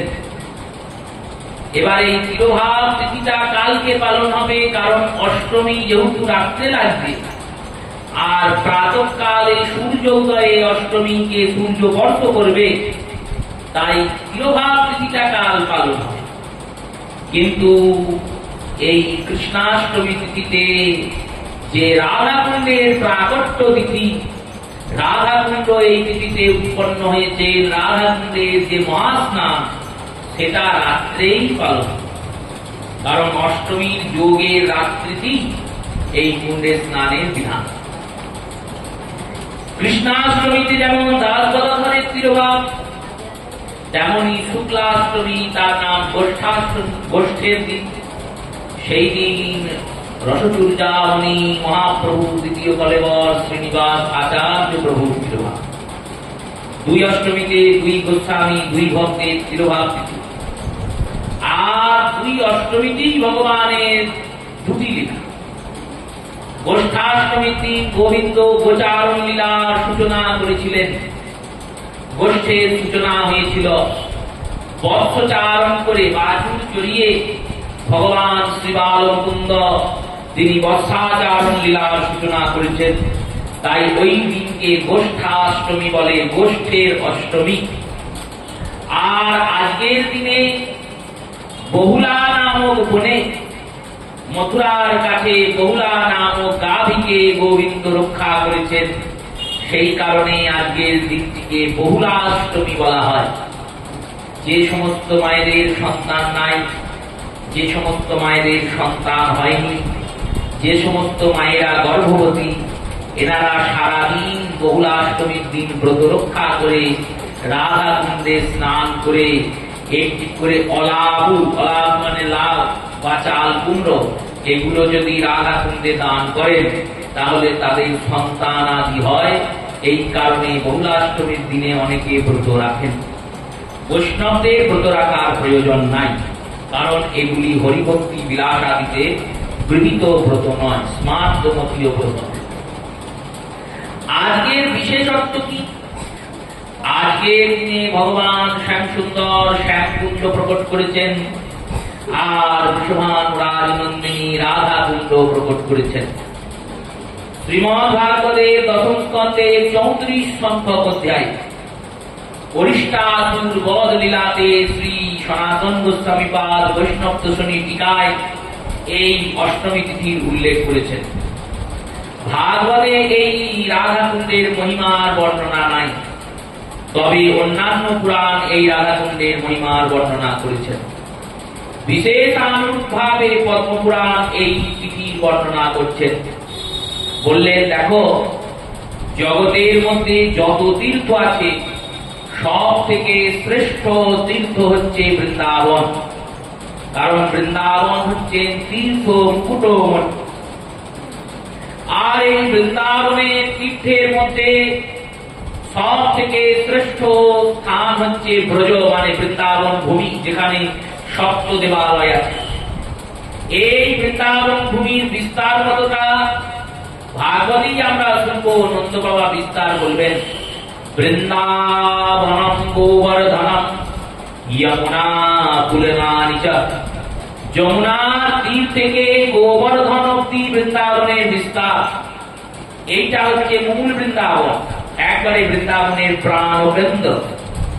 এই মূল বৃন্দাবনের মধ্যে শ্রেষ্ঠ স্থান হচ্ছে গোবর্ধন, আর গোবর্ধনের মধ্যে শ্রেষ্ঠ স্থান হচ্ছে রাধা কুণ্ড। তার মানে কি হলো? সমস্ত তীর্থের শ্রেষ্ঠের শ্রেষ্ঠের শ্রেষ্ঠ তর শ্রেষ্ঠতম, তার উপরে যদি কিছু থাকে সেটা হচ্ছে রাধা কুণ্ড। এই রাধা কুণ্ডে মহাপ্রভু গেলেন, আর গিয়ে একটি তমাল তলায় দাঁড়ালেন, আর দুটি ধান ক্ষেতের জল নিয়ে স্নান করতে লাগলেন। শ্রীমন মহাপ্রভু এই নিয়ম সেবার পরেই বৃন্দাবন পৌঁছিয়েছিলেন। রাস পূর্ণিমার পরেই মহাপ্রভুর ব্রজের আগমন। এখনো বৃন্দাবনে ওই গৌরাঙ্গ সুন্দরের আগমন তিথি মহা ধুমধাম করে পালন করা হয়। যেমন পানিহাটিতে আগমন তিথি পালন হয়, পানিহাটিতে মহাপ্রভু যেদিন গিয়েছিলেন, বরাহনগরের আগমন তিথি পালন হয় বরাহনগরে। তেমনি মহাপ্রভু যেদিন বৃন্দাবন পৌঁছালেন সেই দিনকে তৃতীয় সুন্দর করে পালন করা হয়। বৃন্দাবনে ইমলি তলায় গিয়ে বসে ইমলি বৃক্ষকে উদ্ধার করে শ্রীমান মহাপ্রভু গোবর্ধনের দিকে গেলেন। কারণ মহাপ্রভু যখন বৃন্দাবন গিয়েছেন তখন গোবর্ধন আর যমুনা এর মাঝে শুধু অখণ্ড অনন্ত বিস্তারিত বন, আর কিচ্ছু নাই। মহাপ্রভুর পরে সর্বগোস্বামীগণ, অষ্টগোস্বামীগণ এবং অষ্টগোস্বামীরও পরে অন্যান্য আচার্যগণ, এনারা সবাই মিলে আমাদের সামনে এই চিন্ময় ভূমি বৃন্দাবনকে প্রকট করেছেন। মহাপ্রভু পৌঁছালেন গোবর্ধনের কাছে, গিরিরাজকে পরিক্রমা দিলেন, আর পরিক্রমা করতে করতে আরিক গ্রামের কাছে পৌঁছিয়ে সেখানে দুটি ধান ক্ষেতের মাঝখানে দাঁড়িয়ে স্নান করতে লাগলেন, মাথায় জল নিয়ে চান করতে শুরু করলেন। ভক্তরা চিন্তা করছেন, একটি হলো প্রভু এরম করছেন কেন? মহাপ্রভু তখন বললেন, এইটা রাধাকুণ্ড আর এইটা শ্যামকুণ্ড। তখন নিজ মুখে তিনি রাধাকুণ্ড আর শ্যামকুণ্ডের মহিমা বর্ণনা করলেন। অরিষ্ট নামক অসুরকে কংস প্রেরণ করেছেন। এই অরিষ্টাসুর বৃষরূপ ষাঁড় রূপ ধারণ করে পৌঁছিয়েছে প্রায় 10 তল সম্মুত উচ্চতা যুক্ত এই ষাঁড়, 10 তলা সমান উচ্চতা। আর সে যখন বৃন্দাবনে হুঙ্কার করেছে, তখন যত সগর্ভা নারী ছিল তাদের গর্ভপাত হয়ে গেছে হুঙ্কারের এত ভয়ঙ্কর ধ্বনি। অরিষ্টাসুর যেখানে খুর দিয়ে আঘাত করেছে সেখানে একটা গোপুরাকৃতি কুণ্ড নির্মাণ হয়েছে। এই কুণ্ডের নাম অরিষ্ট কুণ্ড। গোবিন্দ শ্রীমতী রাধারানী ললিতা বিশাখা আদি সখীদের সঙ্গে ভোজন বিলাস করছিলেন। এই সময়ে অরিষ্টের আগমন হয়েছে। ভগবান গোষ্ঠের মাঝখানে এইরকম বৃষকে দেখতে পেয়ে ছুটে গিয়েছেন। বৃষটি অরিষ্টের সঙ্গে ভগবানের ঘোর যুদ্ধ হয়েছে। আর যুদ্ধের পর অরিষ্টকে ভগবান তুলে নিয়ে মাথার উপর চক্রাকারে ঘুরিয়ে যখন ভূমিতে পাত করেছেন, তখন অরিষ্টাসুর বধ হয়েছে। বলি ভক্তবৎসল ভগবান কি। অরিষ্টাসুর তো বধ হয়েছে, কিন্তু অরিষ্টাসুর বধ হওয়ার পর যখন গোবিন্দ এসেছেন রাধারানীর কাছে, তখন রাধারানী বলেছেন তুমি আমাকে বধ করবে না। গোবিন্দ বললেন কেন, কি অপরাধ করলাম? তুমি মহাপাপ করেছ। কি মহাপাপ? গোবধ করেছ। যে গো মাতা জগতের মাতা, যে গো মাতা, যে বৃষ আমাদের দুগ্ধ দান করে, কৃষিকার্যের দ্বারা ফসল উৎপন্ন করায়, সেই বৃষস্বরূপ ধর্মস্বরূপ বৃষের বধ করেছ। অতএব তুমি মহাপাপ। মহাপাপী হওয়ার জন্য তোমার সঙ্গ যদি আমরা করি, তাহলে আমরাও মহাপাপী হয়ে যাব। ভগবান বললেন তাহলে এই পাপ নিবারণের কোন উপায় আছে? সখীরা বললেন একটা উপায় আছে। কি উপায়? তুমি যদি ভারতবর্ষের সব দিক থেকে স্নান করে আসতে পারো, তাহলে হয়তো তোমার এই পাপ দূরীভূত হবে। গোবিন্দ বললেন এখন আমি বেরুবো, আর বেরিয়ে ভারতের সব দিক থেকে স্নান করবো, তারপর ফিরবো। বহুদিন সময় লেগে যাবে, অত সময় আমার কাছে না। তাহলে আমাদের ছোঁয়া হবে না। বললো আরে তাই বলেছি যে স্নান করবো না, আমি ওখানে যেতে পারবো না, এটা বলবো। তাহলে তোমার স্নান কি করে হবে? বললো আমি তীর্থে যাবো। কেন? তীর্থরা এখানে আসবে। ভগবান বেণু দ্বারা বাঁশি দিয়ে একটা কূপ খুললেন, এর নাম বেণু কূপ। আর এরপরে সমস্ত তীর্থদের আহ্বান করলেন। পরবর্তীকালে বজ্রনাভ এইখানে আর একটা কুণ্ড খুঁড়েছিলেন, তার নাম বজ্রনাভ কুণ্ড। আর কোন এক মতান্তরে অরিষ্ঠ এইখানে বধ হয়েছিল, তাই সেই কুণ্ডের নাম অরিষ্ঠ কুণ্ড। তাহলে 4টে কুণ্ড হল। গোকুণ্ড মানে গোখুরাকৃতি কুণ্ড, অরিষ্ঠ কুণ্ড, বেণুকুণ্ড আর বজ্রনাভ কুণ্ড। এই 4টে কুণ্ড একটা বিরাট পুষ্করিণীতে পরিণত হলো, বিরাট কুণ্ডে। এই বিরাট কুণ্ডটির নাম হচ্ছে শ্যাম কুণ্ড। এবারে শ্যাম কুণ্ডে ভগবান সমস্ত তীর্থদের ডাকলেন। সমস্ত তীর্থরা এসে সেই শ্যাম কুণ্ডের মধ্যে সমাহিত হলেন। সমাহিত হওয়ার পর সর্বতীর্থময় জলে ভগবান শ্যাম সুন্দর স্নান করলেন। ভগবানের সমস্ত পাপ নাশ হয়ে, ভগবানের যে পাপ নাশ হলো, ভগবানের কি আর পাপ হয়েছে? না, নাশ হবে। লীলার জন্য ভগবান এই কর্ম করাচ্ছে। কারণ অরিষ্ঠ অসুর তো, অরিষ্ঠ তার গাভী নয়। ভগবান তো আর গোবধ করেননি, তিনি অসুর বধই করেছেন। কিন্তু ওই যে গো দেহে ছিল, এবার দেহে ছিল বলে এই মর্যাদা দেওয়ার জন্য ভগবান এই কাজ করলেন। আর যাতে অনন্ত কোটি যুগ ধরে আমাদের মতো কাঙালেরা গিয়ে গোবিন্দের ওই পাপ মোচন কুণ্ডে স্নান করে পাপকে মোচন করতে পারে, পাপ মোচন রূপী শ্যাম কুণ্ডে স্নান করে কৃষ্ণ প্রেমভক্তি লাভ করতে পারে, সেই লীলাকে দর্শন করাবেন বলে ভগবান এই কর্ম করলেন। শ্যাম কুণ্ড নির্মাণ হলো। ভগবান উঠে এলেন, রাধারানী বললেন, এবার তুমি আমার সঙ্গে যোগ্য হয়েছ। শ্যাম সুন্দর বললেন, তুমি তো যোগ্য হওনি। কেন? আমি না হয় পাপ মোচন করেছি, পাপ আমার সব চলে গিয়েছে, কিন্তু আর একটা জিনিসও তো করেছি। কি জিনিস? না, সব তীর্থে স্নান করেছি। এবার তুমি যাও, সব তীর্থে স্নান করেছো, তবে তো তুমি আমার সমান হবে, সমান হবে তবে তো আমার স্পর্শের অধিকার হবে। রাধারানী বললেন, এও তো ভারী মুশকিল, তাহলে কি করা যায়? সখীরা বললেন, শ্যাম সুন্দরের কুণ্ড থেকে একটু জল ধার চাইবো। না না, ওই জল নিয়ে লাভ নাই। কেন? বললো, ওই জলে পাপ আছে, ওর যত গোবারের পাপ ছিল সব ওই জলে আছে। তাহলে উপায় কি? বললেন, আমরা নিজেরা একটা কুণ্ড খুঁড়ব, সেই কুণ্ড খুঁড়ে আমরা যমুনা থেকে জল আনবো, মানস গঙ্গা থেকে জল আনবো, সেই মানস গঙ্গা থেকে জল এনে আমরা একে পূর্ণ করব। এই বলে রাধারানী সখীরা কঙ্কন নিয়ে কুণ্ড খুঁড়লেন। এই কুণ্ডের নাম কঙ্কন কুণ্ড।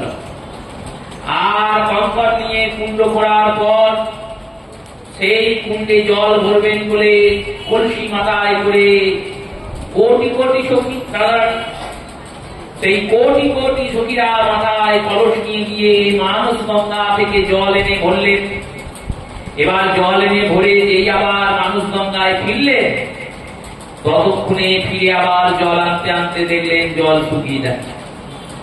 বারবার এই কাজ করছেন আর বারবার জল শুকিয়ে যাচ্ছে। ভগবান গোবিন্দ রাধারানীর এই কষ্টটা দেখতে পারলেন না। তিনি সব তীর্থকে বললেন, তোমরা যেমন আমার কুণ্ডে এসেছ, তেমনি রাধারানীর কুণ্ডে গিয়ে তোমরা স্থাপিত হয়ে যাও। সমস্ত তীর্থরা গিয়ে রাধারানীর কুণ্ডে স্থাপিত হলেন। সন্ধ্যাকালীন সময়ে এই কুণ্ডের নির্মাণ হলো। দীপ দিয়ে দীপোৎসব হলো কুণ্ডের চারিদিকে, চারিদিকে প্রদীপ জ্বালিয়ে দীপোৎসব কুণ্ডকে সাজানো হলো। আর সাজসজ্জার পর মধ্যরাত্রির সময়ে যখন রাত্রি 12টা বেজেছে, তখন রাধারানীর এই কুণ্ডের জল শ্যাম সঙ্গে মিলিত হবেন বলে তীব্র বেগে শ্যাম কুণ্ডের দিকে ধাবিত হলে রাস রূপে রাধা কুণ্ড আর শ্যাম কুণ্ডে রাধারানী আর গোবিন্দ জলবিহার করলেন। এই সেই পুণ্যতিথি আজকের দিন। সেই জন্য প্রত্যেক বছর কুণ্ডাষ্টমীতে রাত্রি 12টা থেকে ভোর 4টে অবধি কোটি কোটি লোক কুণ্ডে স্নান করেন। এবার আমাদের যাদের কাটোয়াবাসীদের মধ্যে যারা রাধারানীর কৃপা পেয়েছেন, ব্রজ থেকে ডাক পেয়েছেন, তারা ব্রজে গিয়েছেন, কুণ্ডে স্নান করছেন। আমরা কি তাহলে কৃপা পাইনি? বললো, না, আমরা ডবল কৃপা পেয়েছি। ডবল কৃপা কিরকম? বললো, যারা এখান থেকে গিয়েছে ব্রজে, তারা ব্রজে গিয়ে স্নান করছে, আর আমরা ব্রজে না গিয়েই ব্রজকে এখানে নিয়ে চলে এসেছি। আমরা বৃন্দাবনের মতো এখানে নিয়ম করে হরিকথা শুনছি, নিয়ম করে গৌরাঙ্গ সুন্দরের মঙ্গল আরতি দর্শন করছি, নিয়ম করে দীপদান করছি। আর সেই অনুযায়ী আজকে রাত্রি 3টের সময় কুণ্ডে স্নানের জন্য নিয়ম করে নাম কীর্তন সহযোগে প্রতি বছরের মতো এই বছরও রাধাকান্ত মন্দির থেকে ভোর 3টের সময় কুণ্ডে স্নানে যাওয়া হবে। যারা যারা যেতে চান ভোর 3টের সময় এসে উপস্থিত হবে। আর যদি কেউ পৃথক স্নান করতে চান, তারা রাত্রি 12টা থেকে ভোর 4টের মধ্যে গিয়ে মা গঙ্গাতে স্নান করতে পারেন। কারণ যেমন রাধাকুণ্ড সর্বতীর্থময়, সেই সর্বতীর্থময় গোবিন্দই গৌরাঙ্গ সুন্দর। আর সেই গৌরাঙ্গ সুন্দর যে গঙ্গায় স্নান করেছেন, সন্ন্যাস গ্রহণ করেছেন, সেই দিন থেকে গঙ্গা দেবীও সর্বতীর্থময় হয়ে গেছে। তাই সেই শ্রীমতী রাধারানীর চরণে যাদের অতি হয় গতি হয়, সর্বশেষ ওই যুগল চরণে গতি হয়, এইরূপ অভিলাষ রাধারানীর চরণে জানিয়ে প্রত্যেক শ্রোতা মাতা ভক্ত বৈষ্ণব চরণে প্রণাম পূর্বক বৌদ্ধকাল হরিকথা অবসর দিলাম। শ্রী গুরু ব্রহ্মানন্দ।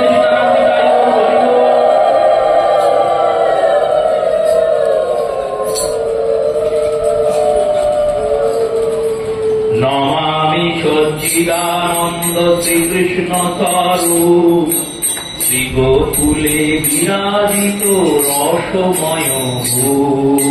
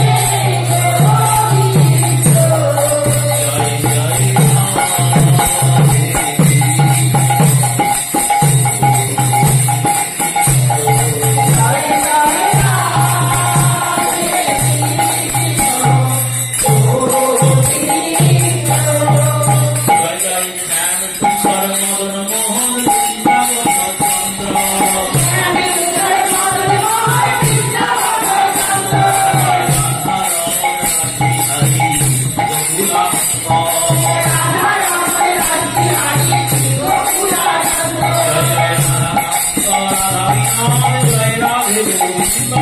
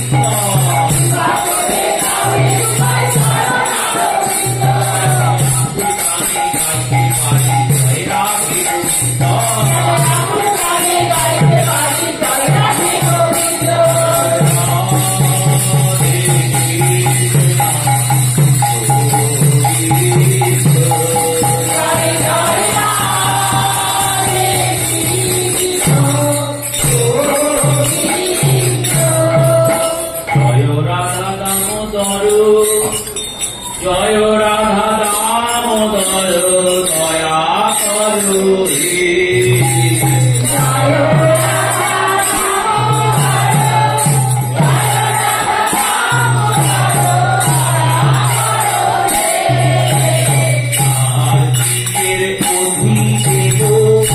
জয় রাধা দামোদর দয়া করো হে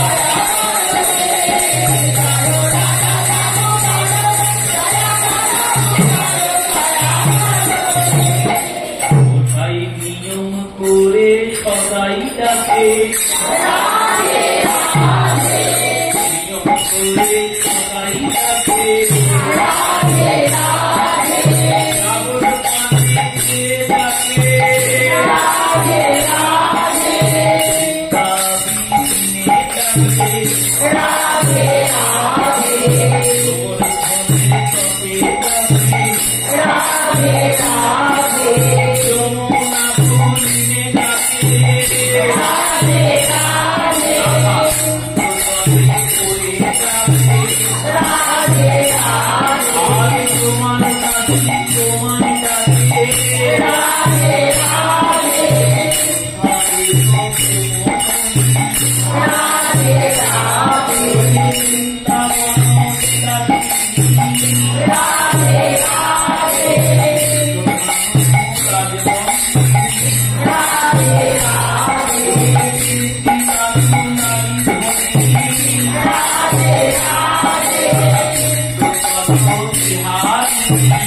Radhe